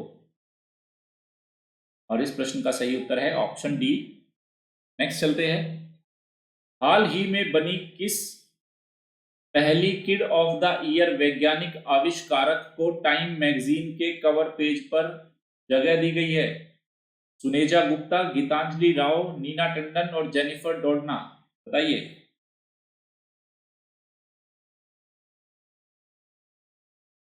टाइम्स मैगजीन के कवर पेज पे इस किस किड को किड ऑफ द ईयर के रूप में जगह दी गई है? ऑप्शन है बी, गीतांजलि राव।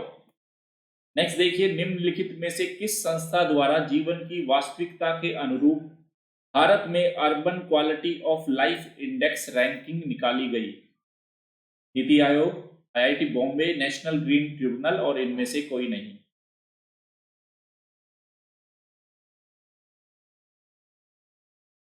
क्या इसका सही उत्तर होगा? बहुत आसान है, लॉजिकली भी ये क्वेश्चन आप सोल्व कर लोगे।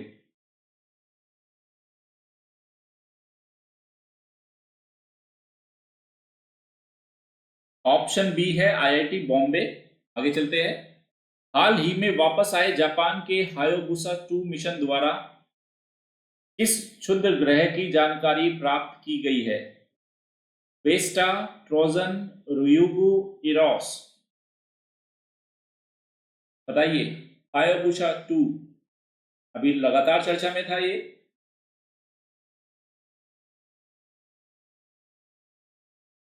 और इस प्रश्न का सही उत्तर है रयुगु। आगे चलते हैं। इंडिया मोबाइल कांग्रेस के संदर्भ में निम्नलिखित कथनों पर विचार कीजिए। पहला, इसका आयोजन भारत सरकार के दूरसंचार विभाग और cellular operators association of India, जिसको COAI बोला जाता है, द्वारा किया जाता है।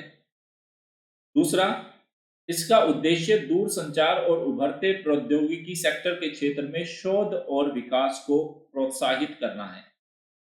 कौन सा कथन सही है आपको बताना है, A, B, C या D? India mobile Congress.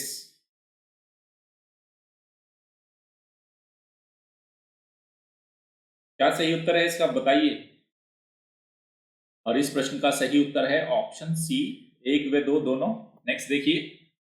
व्यापार रिश्वत जोखिमों को मापने हेतु रिश्वत जोखिमों की वैश्विक सूची, जो ट्रेस ब्राइबरी रिस्क मैट्रिक्स 2020 में भारत को कौन से स्थान पे रखा गया? और मैंने पूरा बताया था आपको ये ब्राइबरी रिस्क मैट्रिक्स के बारे में। 45th, 77th, 94th और 126। बताइए।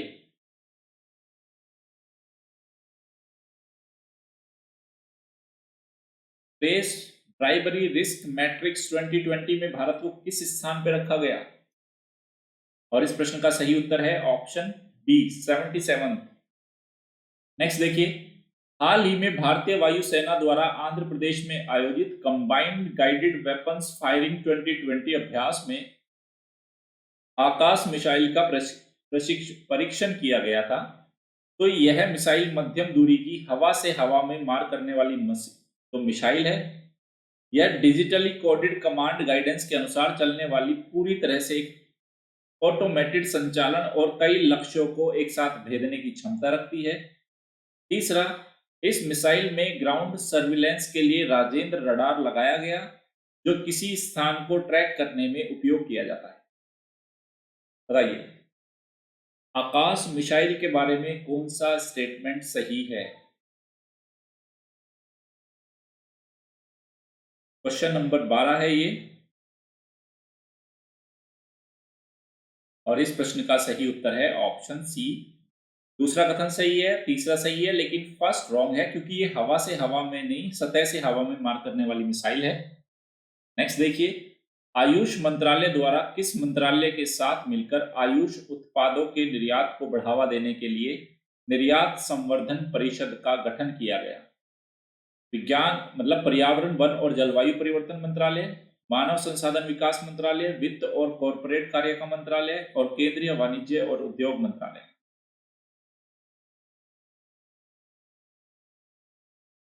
A, B, C या D, क्या सही उत्तर है?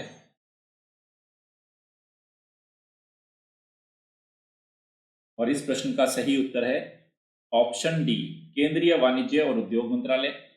नेक्स्ट देखिए। हाल ही में विज्ञान और प्रौद्योगिकी मंत्रालय और वैज्ञानिक और औद्योगिक अनुसंधान परिषद CSIR द्वारा second the cancer genome Atlas 2020 का उद्घाटन किस स्थान पे किया गया? बेंगलुरु, नई दिल्ली, तेलंगाना और चेन्नई। कैंसर जीनोम एटलस, क्या है इसका सही उत्तर? और सही उत्तर है option B, New Delhi. Next देखिए। प्रजा फाउंडेशन द्वारा हाल ही में जारी की गई अर्बन गवर्नेंस इंडेक्स में किस राज्य को प्रथम स्थान मिला है? दिल्ली, मणिपुर, ओडिशा या महाराष्ट्र? अर्बन गवर्नेंस इंडेक्स,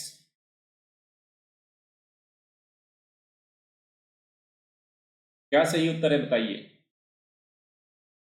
और इस प्रश्न का सही उत्तर है ऑप्शन सी, ओडिशा। आगे चलते हैं। निम्नलिखित कथनों पर विचार कीजिए। उत्तराखंड के नैनीताल में सरीसृपों के लिए पहले इको ब्रिज को बनाया गया। सेकंड, इको ब्रिज का निर्माण वन्य जीव कनेक्टिविटी को बढ़ाने के लिए किया जाता है जो राजमार्गों के कारण बाधित होती है। बताइए क्या सही उत्तर है? इको ब्रिज आपने अक्सर सुने होंगे, इको ब्रिज।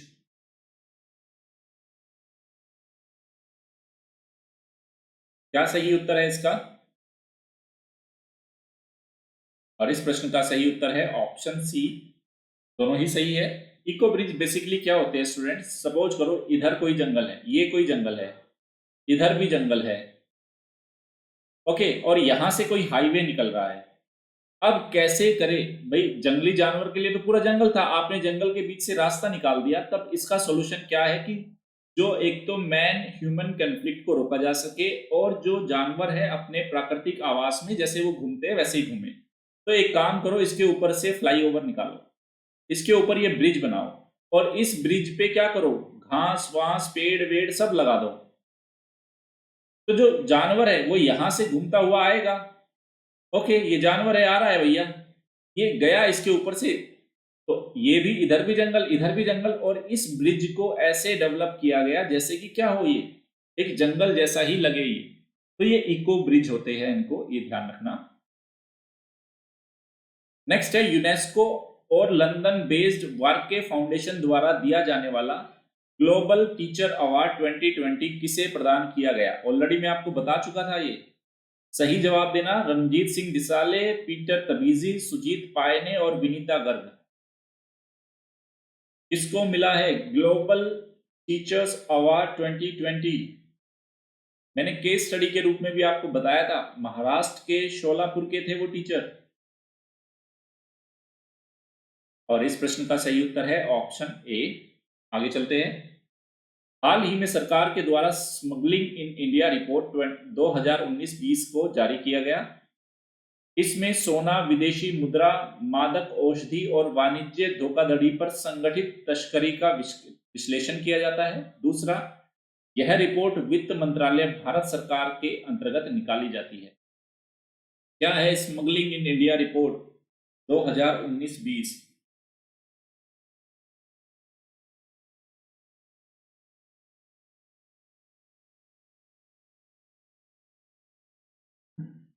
ऑप्शन सी इसका सही उत्तर है। पहला कथन भी सही है और दूसरा स्टेटमेंट भी सही है। आगे चलते हैं। हाल ही में संयुक्त राष्ट्र महासभा द्वारा किस दिवस को या किस तिथि को अंतर्राष्ट्रीय महामारी की तैयारी के international day, epidemic preparedness day के रूप में चिन्हित किया गया? 15 दिसंबर, 27 दिसंबर, 28 दिसंबर, 5 अक्टूबर। किस दिन को एपिडेमिक प्रिपेयर्डनेस डे के रूप में आइडेंटिफाई किया गया?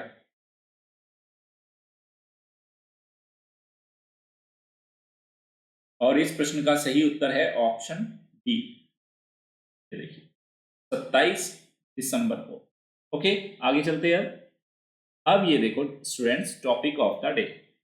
आज का टॉपिक काफी बहुत अच्छा टॉपिक है। आपके मन में लगातार पिछले 15-20 दिनों कुछ महीनों से एक सवाल लगातार चल रहा है। वो सवाल है क्या? देखो, इमरजेंसी अप्रूवल की जो दवाओं, जो कोविड-19 वैक्सीन है उसकी दवाओं का इमरजेंसी अप्रूवल को मतलब देना। जैसे आपने सुना होगा नॉर्मल वैक्सीन के डेवलपमेंट के बहुत सारे फेजेस होते हैं, 1, 2, 3, 4, 5, 6, नॉर्मली 6 फेज होते हैं। तो जब सामान्यतः कोई सी भी वैक्सीन या ड्रग आती है उसको 6 स्टेज के ट्रायल को या जितने भी फेज है उसको क्वालिफाई करना होता है, उसके बाद उसको मार्केट में इस्तेमाल के लिए अप्रूव किया जाता है। लेकिन जिस तरह से कोविड-19 पैंडेमिक की सिचुएशन बनी हुई है, दुनिया भर की अर्थव्यवस्था, पूरा समाज बिल्कुल जकड़ गया है। तब ऐसे में बहुत सारे देशों में इमरजेंसी अप्रूवल की डिमांड उठ रही है, जिसमें से अभी हाल ही में आपने देखा होगा कि कल ही यूके के अंदर एक 90 ईयर की लेडी को विश्व की पहली कोविड-19 जो इमरजेंसी अप्रूवल में जिसको अप्रूव किया गया आपातकाल में या एकदम से इमरजेंसी सिचुएशंस में। तो ये इमरजेंसी अप्रूवल है क्या और इंडिया में क्या ये हो सकता है? क्या प्रोविजन है, ये कैसे होगा, वो सारी चीजें आज हम देखेंगे कि इमरजेंसी अप्रूवल होता क्या है, क्या भारत के अंदर ऐसा कोई कानून है, ऐसे कोई नियम है जिनके तहत इस तरह के प्रावधान है, पूरी दुनिया भर में क्या प्रावधान है इमरजेंसी अप्रूवल के लिए, इसको आज हम देखेंगे। देखते हैं, चलो। सबसे पहले हम ये जानेंगे कि किसी भी जो वैक्सीन है उसके डेवलपमेंट के फेज कितने हैं। ये देखो, वैक्सीन डेवलपमेंट फेज, तभी पूरी कहानी समझ में आएगी। आप वैक्सीन डेवलपमेंट के जनरली 6 फेज होते हैं, 1, 2, 3, 4, 5 और 6। पहला फेज होता है एक्सप्लोरेटरी स्टेज होती है। दूसरी जो फेज है उसको बोलते हैं प्री क्लिनिकल स्टेज होती है। जो तीसरी स्टेज होती है उसको बोलते हैं क्लिनिकल डेवलपमेंट। चौथी जो स्टेज होती है उसका नाम बता देता हूं, रेगुलेटरी रिव्यू एंड अप्रूवल। ये स्टेज 4th स्टेज होती है। 5th जो स्टेज है उसको बोलते हैं मैन्युफैक्चरिंग। यहां पे दवाएं बनना शुरू हो जाती है, मैन्युफैक्चरिंग स्टेज है। इसके बाद उसकी क्वालिटी कंट्रोल, क्या जो दवाइयां या वैक्सीन बन रही है उनकी गुणवत्ता को नियंत्रित किया जाता है। तो कुल मिला के 6 स्टेज है। अभी जो आप देख रहे हो कि जो फाइजर वाली जो दवा दी गई है यूके के अंदर, वो कौन से स्टेज में थी? थर्ड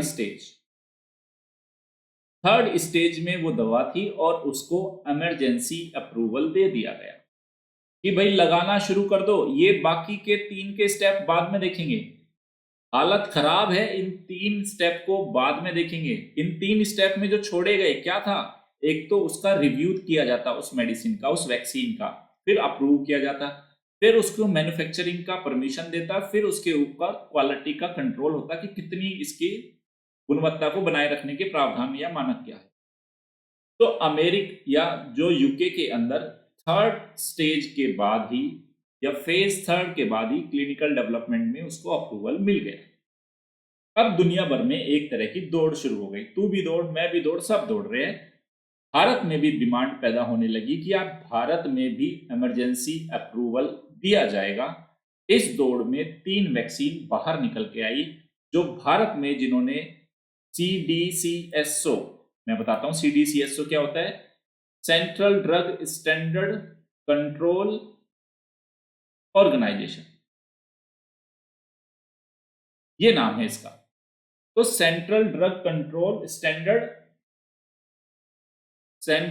मैं बता देता हूं पूरा नाम, सेंट्रल ड्रग स्टैंडर्ड, नाम लिख लेना, Central Drug Standards Control Organisation. यहां आपका एक होमवर्क है कि किस मंत्रालय के अधीन आता है, कौन से मंत्रालय के अधीन आता है ये ऑर्गेनाइजेशन, ये आपका होमवर्क है। अब CDSCO के सामने 3 वैक्सीन ऐसी है भारत की जिन्होंने एप्लीकेशन दायर की कि आप हमें भी इमरजेंसी यूज के लिए परमिशन दो। वो 3 दवाई कौन सी है मैं आपको बता देता हूं, 3 वैक्सीन, 1, 2, 3। पहली है कोविशील्ड, दवा का नाम है कोविशील्ड। सेकंड है कोवैक्सीन, और जो थर्ड है जिसका मैं आपको नाम बता रहा हूं, BNT162B2।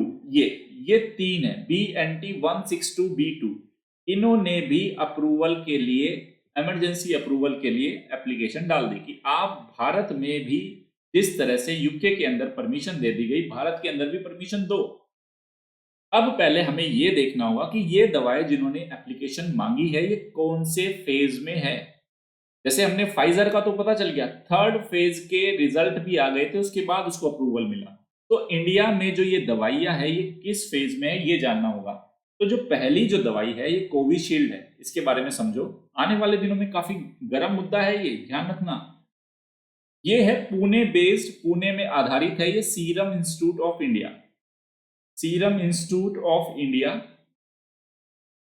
ये है ये आपका। इस पे अब इसने क्या किया, कोविशील्ड ने, जो फेज 1 के और फेज 2 के तो सारे डेटा अवेलेबल करा दिए, फेज 1 और फेज 2 के सारे डेटा दे दिए, सब कुछ पर, मतलब अपना कितना सक्सेसफुल रहा, ओके, वो सारा डेटा दे दिया। और जो फेज 3 के डेटा थे, क्योंकि इंडिया में तो फेज 3 के क्या किया, फेज 3 के ट्रायल नहीं हुए, तो फेज 3 के जो ट्रायल किए इन्होंने, उसके जो डेटा है इन्होंने कहां से सोर्स किए, इन्होंने किए यूके से, यूनाइटेड किंगडम और ब्राजील, यहां से इन्होंने इसको आउटसोर्स कर लिया। मतलब फेज 1 और 2 के ट्रायल तो इंडिया में ही हुए, और फेज 3 के ट्रायल के डेटा मंगाए इन्होंने यूके और ब्राजील से। आपको लगेगा यार कोविशील्ड वालों ने यूके और ब्राजील से कैसे मंगा ली, कारण ये है, ये कोविशील्ड कौन सी जो दवा है, ये जो ऑक्सफोर्ड यूनिवर्सिटी द्वारा जो वैक्सीन डेवलप की जा रही है, उसमें इंडिया का सीरम इंस्टीट्यूट ऑफ इंडिया वो भी पार्टिसिपेशन कर रहा है। तो ये 2 फेज के ट्रायल तो इन्होंने इंडिया से ही कर लिए, पहले और सेकंड के, और CDSCO केंद्र सरकार को वो पूरा इन्होंने डेटा दे दिया, और बोले भाई 3rd फेज का हमारे पास अभी टाइम नहीं है, लेकिन हमने यूके के अंदर और ब्राजील के अंदर एक्सपेरिमेंट किए, पूरा क्लिनिकल ट्रायल वाला जो 3rd फेज है उसके डेटा हम आपको देते हैं, तो आप एक काम करो, हमें इंडिया में इमरजेंसी में उस वैक्सीन के इस्तेमाल की परमिशन दे दो। पहली कोविशील्ड की क्या सिचुएशन है वो मैंने आपको बता। सेकंड वैक्सीन है कोवैक्सीन, ये इसको कौन डेवलप कर रहा है, भारत, भारत बायोटेक। ये हैदराबाद हैदराबाद बेस्ड एक कंपनी है, ओके, और इसको नेशनल इंस्टीट्यूट ऑफ वायरोलॉजी, ये इसके कोलैबोरेशन में इसको डेवलप कर रहा है। इसके साथ प्रॉब्लम क्या है, इसने अभी सिर्फ फेज 2 के ट्रायल ही इसमें हुए हैं, ओके, और फेज 3 इसने अभी हाल ही में शुरू किया है, यानी कि अगर देखा जाए इसके पास सिर्फ फेज 2 के डाटा है। कोविशील्ड वाला कह रहा है फेज 2 के तो डाटा है, लेकिन फेज 3 के ट्रायल हमने इंडिया में नहीं किए, लेकिन हमने यूके में और ब्राजील में इसके ट्रायल किए लोगों पे, तो वहां के डेटा हमारे पास है और सक्सेसफुल है। तीसरा है BNT162b2, ये क्या है, ये यूएस फार्मा कंपनी है ना, जो पी फाइजर और बायोनटेक है, जो इनके द्वारा जो डेवलप की गई ये वैक्सीन है। लेकिन इसके साथ प्रॉब्लम क्या है, इंडिया में तो इसका अप्रूवल हुआ ही नहीं। अभी जो इस वैक्सीन का इंडिया में कोई भी क्लिनिकल ट्रायल इंडिया में तो बिल्कुल नहीं हुआ, लेकिन इन्होंने एप्लीकेशन डाली है कि इंडिया में भी इमरजेंसी यूज के लिए इनको मौका दिया जाए। अब ये मुद्दा उठता है, कौन सा मुद्दा, ये उठता है कि भारत के अंदर इन दवाइयों का इमरजेंसी यूज के लिए प्रोविजन क्या है, क्या कानूनी और रेगुलेटरी प्रोविजंस है, उसको समझने की कोशिश करें। अब ये देखिए, सॉरी, रेगुलेटरी प्रोविजंस देखते हैं कि कहां से परमिशन मिलेगी इनको, कहां हमारे पास कोई नियम कानून है, रेगुलेटरी प्रोविजंस देखते हैं। यहां पे मैं आपको बता देता हूं, भारत में जो वैक्सीन के रेगुलेटरी प्रोविजन का जो नाम है वो लिख देता हूं मैं आपको, new drugs and clinical trials rule 2019 है। इनके तहत भारत में किसी भी दवाई के इस्तेमाल को कब उसको लॉन्च करना है, कैसे करना है, उसको ये वाले नियम कंट्रोल करते हैं, और आने वाले दिनों में ये नियम सबसे ज्यादा चर्चा में रहने वाले हैं न्यूज़पेपर में, मैंने अभी बता दिया। अब जो ये new drugs and clinical trials rules है, वो कहते हैं कि किसी भी नियम में कहीं भी इमरजेंसी अप्रूवल जैसे टर्म का इस्तेमाल नहीं किया इन नियमों में। तो भारत में इमरजेंसी अप्रूवल दिलाओगे कैसे, यहां तो इस शब्द का, इस टर्म का इस्तेमाल ही नहीं किया। ये टर्म तो अमेरिका में, यूके में, यूरोपियन कंट्री में यूज किया जा रहा है, तो इसका मतलब तो क्या है, भारत में इमरजेंसी अप्रूवल होगा ही नहीं, क्योंकि ऐसा तो कोई नियम है ही नहीं फिर। लेकिन इसका दूसरा रास्ता है, इंडिया के इस रूल में इन्होंने ये बोला, ठीक है हमने इमरजेंसी अप्रूवल टर्म का इस्तेमाल नहीं किया, लेकिन हमने स्पेशल सिचुएशन शब्द का इस्तेमाल किया है इसमें। स्पेशल सिचुएशन, ऐसी विशेष स्थितियां बनेगी तब हम उनको इमरजेंसी अप्रूवल कह लो या स्पेशल सिचुएशन कह लो। तो भारत में इसके लिए हम जो यूज करेंगे स्पेशल सिचुएशन, क्योंकि इन नियमों में इमरजेंसी अप्रूवल जैसे शब्द की बात ही नहीं की गई। ओके, तो ये समझ आया ये आपको। जिसमें इसी में ही जो स्पेशल सिचुएशन है इसी के ही अंदर कहा गया, अगर देश के अंदर एक ऐसी स्थिति बन जाए, कोई ऐसी बीमारी आ जाए जिसका हमारे पास इलाज करने के लिए या जो वैक्सीन है अगर वो फेज 2 में भी है, याद रखना जो रूल्स 2019 के क्या बोल रहे हैं, अगर हमारे पास फेज 2 के भी डेटा है, वो डेटा सफिशिएंट है, वो टेस्टेड है, वो सफल है, सक्सेसफुल डेटा है, तब हम फेज 2 के बाद भी परमिशन दे सकते हैं इमरजेंसी यूज के। याद रखना, अमेरिका में, यूरोप में नियम है कि थर्ड फेज से पहले आप किसी भी दवाई के थर्ड फेज के सक्सेसफुल होने से पहले आप उसके इमरजेंसी अप्रूवल को परमिशन नहीं देते। लेकिन इंडिया के जो नियम कह रहे हैं कि अगर हमारे पास फेज 2 ट्रायल के सक्सेसफुल रिजल्ट्स है तब भी हम उसको आपातकालीन सिचुएशंस में इस्तेमाल की परमिशन दे सकते हैं, बशर्ते उससे होने वाले बेनिफिट्स ज्यादा हो। मतलब बेनिफिट्स ज्यादा हो, उस बेनिफिट का कैलकुलेशन किया किस पे जाएगा, फेज 2 के बेस पे। यानी कि आपके फेज 2 के जो रिजल्ट होंगे वो बता देंगे अच्छे रिजल्ट है तो एक काम करो, देना शुरू कर दो। तो जैसे ही अगर हम फेज 2 की बात करते हैं तो ऐसे में जो हमारी कौन सी दवाई, कोवैक्सीन, क्योंकि अभी तो उसके क्या है, ये भारत बेस्ड कंपनी है,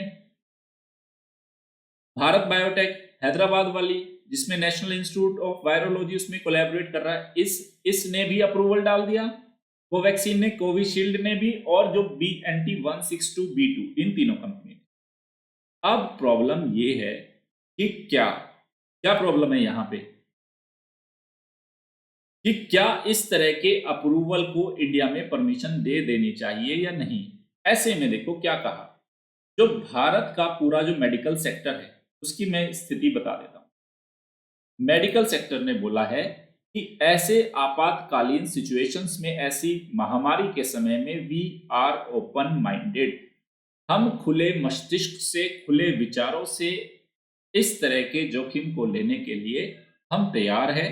पहली बात यह है। और भारतीय जितने भी स्वास्थ्य प्राधिकरण हैं उन सभी ने भी क्या बोला है कि वह इस तरह के प्रोविजंस को, इमरजेंसी या स्पेशल सिचुएशंस की जो स्थितियां बनी हुई है उसमें हम उसके इस्तेमाल को अनुमति देते हैं। ऐसी बात नहीं है कि भारत इस तरह का पहली कंट्री है। यूएसए का फूड एंड ड्रग जो एडमिनिस्ट्रेशन है उसने भी सेम क्लोज भारत से, मतलब जिस तरह से भारत बोल रहा है ना स्पेशल सिचुएशन, यूएसए का फूड एंड ड्रग एडमिनिस्ट्रेशन भी कहता है अगर कभी भी आपके कंट्री के सामने ऐसी सिचुएशंस आ जाती है, ऐसी महामारी आ गई, तब हम भी उसका स्पेशल या इमरजेंसी अप्रूवल दे सकते हैं। तो जहां तक मुझे लग रहा है जो सरकार की पूरी तैयारी है, मोदी जी ने भी बोला कि अभी कुछ हफ्तों में दवाई आ जाएगी, तो हो सकता है। देखो अभी इन सारी जो दवा कंपनियों ने सिर्फ एप्लीकेशन डाली है सरकार के पास अप्रूवल की, सिर्फ एप्लीकेशन डाली है। एप्लीकेशन डालने का मतलब ये नहीं उनको परमिशन मिल गई, लेकिन बहुत ज्यादा संभावना ये व्यक्त की जा रही है कि हो सकता है फेज 2 के ट्रायल के बाद या तो आपकी कोवैक्सीन, क्योंकि ऑलरेडी 2 ट्रायल हो सके, उसको मार्केट में लेके आ जाए। दूसरा जो आपके पास जो कोविशील्ड है इसका भी एक ऑप्शन खुल गया है, कोविशील्ड आ सकती है। तीसरा फाइजर वाली जो कंपनी है उसने भी अप्लाई किया है इंडिया में, तो उसका भी देखना बाकी है अभी। ओके स्टूडेंट्स, अब आगे देखते हैं। मेरे हिसाब से आपको पूरा मुद्दा समझ में आ गया होगा। आगे बढ़ने से पहले मैं आपको बता देना चाहता हूं, अगर आप अनअकैडमी को सब्सक्राइब करना चाहते हैं तो आपके पास 2 विकल्प है, प्लस और आइकॉनिक। प्लस 1 मंथ से लेके 3 ईयर तक का ऑप्शन है। 1 ईयर 49,500, 2 ईयर 72,000 और 3 ईयर है 90,000। मेरा रेफरल कोड अगर नवीन1 अप्लाई करते हो तो आपको 10% का डिस्काउंट मिलेगा। सेकंड जो आपके पास ऑप्शन है वो आइकॉनिक है। ये 1 ईयर, 2 ईयर, 3 ईयर का ऑप्शन है। 1 ईयर फीस 69,500, 2 ईयर 1,07,000, 3 ईयर 1,41,000। मेरा रेफरल कोड नवीन1 यूज करोगे तो आपको 10% का फिर से डिस्काउंट मिलेगा। आप अपने ऑप्शनल सब्जेक्ट को भी अनअकैडमी पे तैयार कर सकते हैं। ये भी 1 मंथ से लेके 3 ईयर तक का आपके पास ऑप्शन है। साल भर की जो फीस है 27,500, 2 साल की 40,000 और 3 साल की है 50,000। मेरा रेफरल कोड नवीन1 यूज करोगे तो आपको 10% का डिस्काउंट मिलेगा। तो याद रखना, नवीन सर की मेंटरशिप चाहिए और 10% का डिस्काउंट चाहिए और यूपीएससी में सिलेक्शन चाहिए तो नवीन1 कोड याद रखना। अगर आपको मेरी क्लासेस पसंद आ रही है तो लाइक कीजिए, शेयर कीजिए और सब्सक्राइब कीजिए। और अगर अनअकैडमी को सब्सक्राइब करना चाहते हो तो नवीन1 रेफरल कोड है। मेरी क्लासेस के पीडीएफ आपको unacademy_नवीन तंवर, ये मेरा टेलीग्राम चैनल का लिंक है, वहां पे मिलेंगे। Okay students, thanks for the watching. Good night.